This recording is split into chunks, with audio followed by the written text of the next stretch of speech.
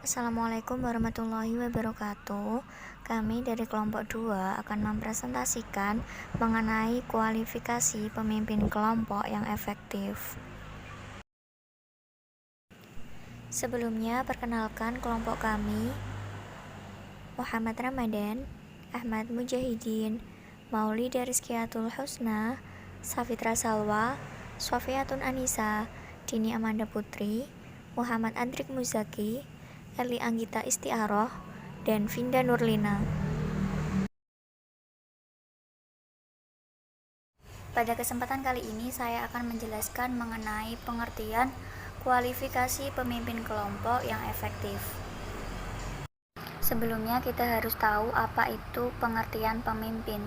Pemimpin adalah seseorang yang memiliki kemampuan untuk mempengaruhi perilaku orang lain dalam menggunakan kekuasaannya. Pemimpin kelompok dalam konteks proses bimbingan dan konseling adalah seorang konselor. Konselor sebagai pemimpin kelompok merupakan komponen terpenting dalam bimbingan konseling kelompok. Tidak hanya mengarahkan perilaku anggota sesuai kebutuhan, melainkan juga harus tanggap terhadap segala perubahan yang terjadi dalam kelompoknya sebagai akibat dari perkembangan kegiatan kelompok tersebut. Kualifikasi menurut KBBI adalah keahlian yang diperlukan untuk melakukan sesuatu. Sedangkan efektif adalah suatu usaha untuk mendapatkan tujuan, hasil, dan target sesuai dengan waktu yang telah ditetapkan, baik personal maupun kelompok. Maka pengertian dari kualifikasi pemimpin kelompok yang efektif yaitu suatu keahlian, kemampuan, atau kecakapan yang harus dimiliki oleh seorang pemimpin dalam sebuah kelompok, yang mana dalam ranah bimbingan dan konseling, pemimpin kelompok tersebut adalah seorang konselor, agar dapat mencapai tujuan atau hasil yang telah ditetapkan. Di sini saya akan membahas tentang tugas pemimpin kelompok. Tugas pemimpin kelompok yaitu 1. Membuat dan mempertahankan kelompok. Pemimpin kelompok mempunyai tugas untuk membuat dan mempertahankan kelompok melalui wawancara awal dengan calon anggota dan melalui seleksi yang baik. Pemimpin kelompok membentuk kelompok konseling. Begitu kelompok dimulai, pemimpin harus bertindak sebagai penjaga gawang, yaitu mempertahankan agar anggota kelompok tetap hadir dan tetap mengikuti kelompok yang dibuatnya. Sebab gagalnya salah seorang anggota untuk mengikuti kelompok dapat mempengaruhi anggota lain ataupun jalannya kelompok. Selanjutnya yang kedua yaitu membentuk budaya dalam kelompok. Setelah kelompok terbentuk, pemimpin kelompok mengupayakan agar kelompok menjadi sistem sosial yang terpetik. Pemimpin kelompok mencoba untuk menumbuhkan norma yang akan dipakai sebagai pedoman interaksi kelompok. Dalam konseling kelompok, pemimpin mempunyai tugas untuk membawa kelompok dari satu faktor kuratif ke faktor kuratif yang lainnya. Melalui pembentukan budaya kelompok, ia akan membentuk budaya yang dapat menimbulkan interaksi yang tepat di dalam kelompok. Selanjutnya yang terakhir yaitu membentuk norma-norma dalam kelompok. Norma-norma di dalam kelompok dibentuk berdasarkan harapan anggota kelompok terhadap kelompok dan pengarahan langsung maupun tidak langsung dari pemimpin dan anggota-anggota yang lebih berpengaruh. Apabila harapan anggota tidak jelas, maka pemimpin mempunyai banyak catatan untuk membuat desain budaya kelompok yang menurut pandangannya akan memberikan suasana terpetik optimal. Pemimpin kelompok adalah pusat perhatian kelompok dan anggota akan mengharapkan arahan darinya.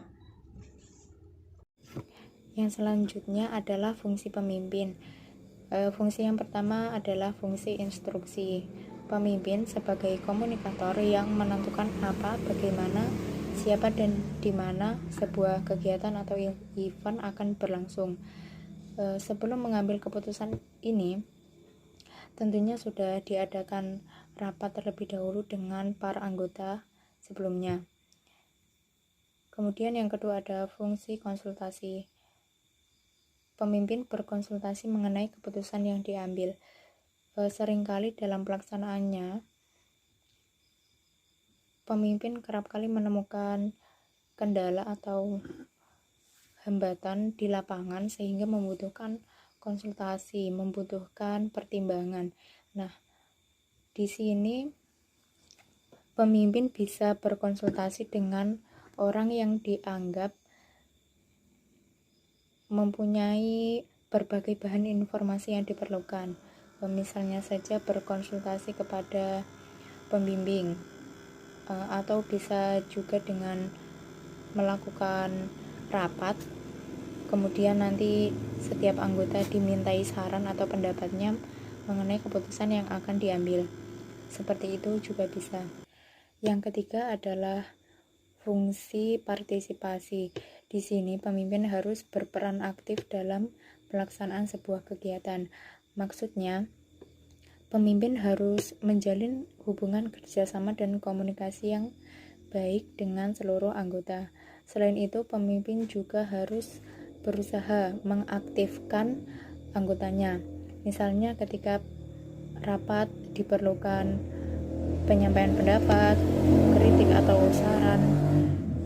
Jadi setiap anggota itu harus aktif seperti itu. Karena pada dasarnya masing-masing anggota memiliki kesempatan yang sama untuk berpartisipasi dalam pelaksanaan sebuah kegiatan. Yang keempat adalah fungsi delegasi. Fungsi di mana pemimpin memiliki wewenang untuk melimpahkan tanggung jawab atau tugas kepada orang yang dipercayai. Jadi pemimpin berhak memilih atau melimpahkan tanggung jawab kepada orang yang dipercayainya. Misalnya si A berbakat dalam urusan tulis-menulis, persuratan, sehingga nanti dalam pelaksanaan sebuah kegiatan si A ini ditunjuk oleh pemimpin untuk menjadi sekretaris. Yang kelima adalah fungsi pengendalian. Kepemimpinan yang sukses adalah yang bisa mengatur aktivitas anggotanya secara terarah dan terkoordinasi dengan efektif sehingga memungkinkan tercapainya tujuan bersama secara maksimal. Jadi dalam fungsi pengendalian ini pemimpin harus mengontrol atau mengendalikan setiap anggotanya ketika bertugas, sehingga ketika dalam pelaksanaannya orang-orang yang sudah dilimpahkan tanggung jawab tadi tidak berbuat seenaknya atau sesuka hatinya. Di sini saya akan membahas tentang pemimpin kelompok sebagai pribadi, yaitu meliputi kehadiran, daya kekuatan pribadi, keberanian, kesediaan untuk menghadapi diri sendiri, ketulusan dan keaslian, rasa identitas, daya cipta dan kreativitas.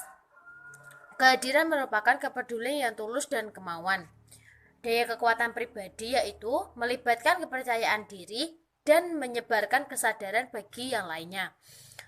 Keberanian yaitu keberanian mengambil resiko dan mengakui kesalahan. Yang keempat, kesediaan untuk menghadapi diri sendiri, bertindak jujur melihat diri sendiri dan orang lain. Ketulusan dan keaslian. Ketulusan melihat bagian hidup diri sendiri dan orang lain. Keaslian merupakan bentuk ketulusan yang rasa identitas, tidak membedakan ras, gelar, etnis, dan lain-lainnya. Daya cipta dan kreativitas, menambah pengalaman baru dan pandangan dunia yang berbeda. Terima kasih. Wassalamualaikum warahmatullahi wabarakatuh. Selanjutnya saya akan membahas mengenai identitas pemimpin kelompok sebagai profesional. Seorang pemimpin kelompok dapat dikatakan profesional apabila seorang pemimpin tersebut telah mengimplementasikan keterampilan kepemimpinan. Selain itu, kepribadian dan karakteristik pemimpin juga mempengaruhi kepemimpinan atau mempengaruhi seorang pemimpin. Kemudian, ada beberapa keterampilan yang harus dikuasai oleh seorang pemimpin yang profesional.